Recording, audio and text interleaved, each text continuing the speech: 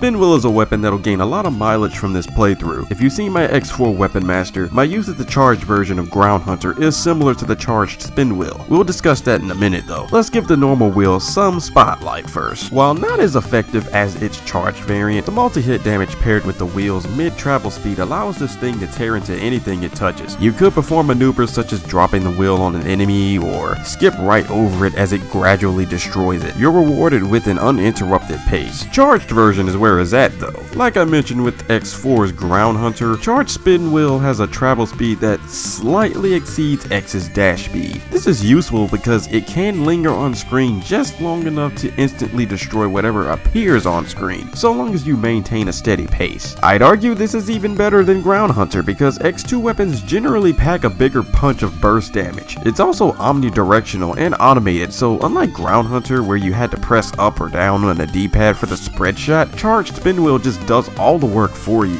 From there, it's up to you to keep up to step with it. Let's cover a rather annoying downside to this awesome weapon though. Due to how SNES games have to deal with system and graphical limitations, which is one of the many causes of slowdowns, you're unable to hot swap weapons or charge your buster until either all of the travel blades are off screen, or you have to wait a few seconds until only one of them is left. This is so annoying, especially for hot swapping, because the system limitations are just preventing you from having another weapon ready. But I technically can't fault Spin Wheel specifically for this. This is just the best opportunity to address the flaws of SNES hot swapping in general. You'll run into this problem with Splash Bubble and a few others. The only workaround is to pause and swap weapons there once the weapon's done its job. That wouldn't be too bad for casual play, but if you value a consistent pace as much as I do and don't like needless pausing, then that becomes really irksome. I'd still consider SNES hot swapping among the best compared to its future counterparts overall though, in my opinion.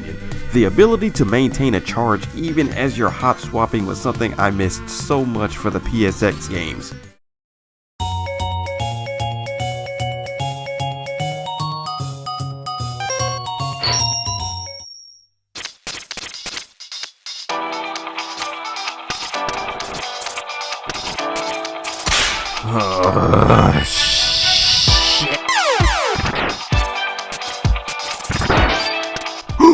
Oh my god, I'm so sorry. Look, I just gave you some health back, okay? You can keep going, okay?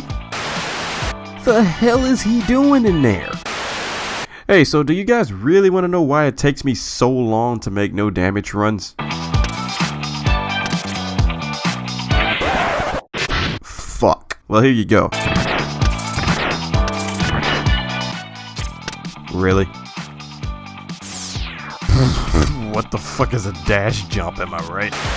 Seriously, why is this still not open?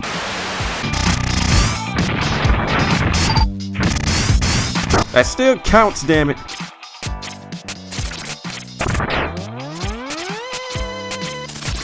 What the fuck is going on?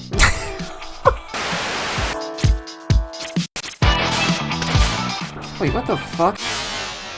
I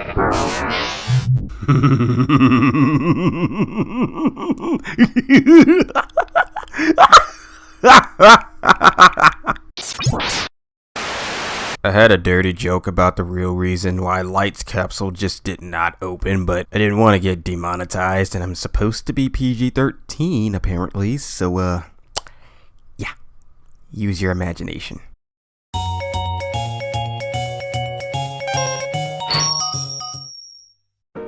As you saw, the X-Buster saw minimal use and took the back seat. Strike Chain is just that good with keeping up the pace and not having to wait for charging. Going forward after this stage though, I avoided abusing the mobility because this isn't a speed run and I didn't want all of the incessant skippings to rob any spotlight from the weapons we acquire after it. I went ham with it here just because it was my only special weapon. I will say that despite the increased range of the charge version, this stage along with others will prove that the uncharged version is just a lot more snappy and practical in comparison. With how the chain kills everything here in one hit, I reserved most of the X-Buster for Wheel Gator himself. Shoutouts to Mega SFC for this amazing X-style remix used in Gator stage, as well as anyone else's music that's used here. Get used to this particular remixer because you'll for sure hear several of their works here in this run. It's still pretty criminal how they're only at 2,000 subs with this much skill, so please give them some love. Let me bring up that alternate method of grabbing the arm parts upgrade that I told you about last video, by the way. If you perfectly time a dash jump off the rightmost wall, you'll have just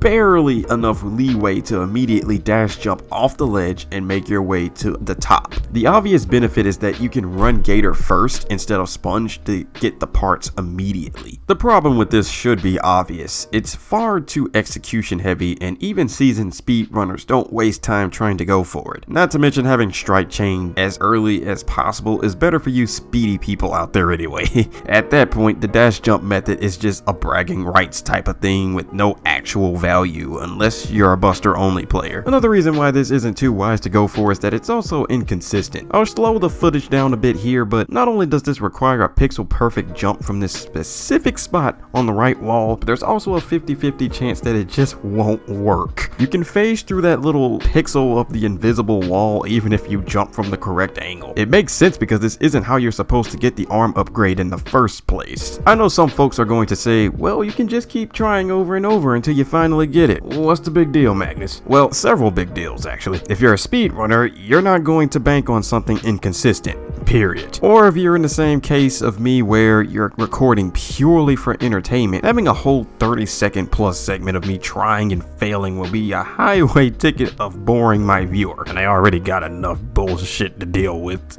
just recording the stage itself. It works for a casual run because you've got nothing at stake there, and that's the whole point of a casual run, to do whatever you want at your own pace with no pressure. Alright, so before we talk about Gator in detail, take a look at this round 2 footage from an alternate battle, because I know people are going to ask me if I knew about this tech.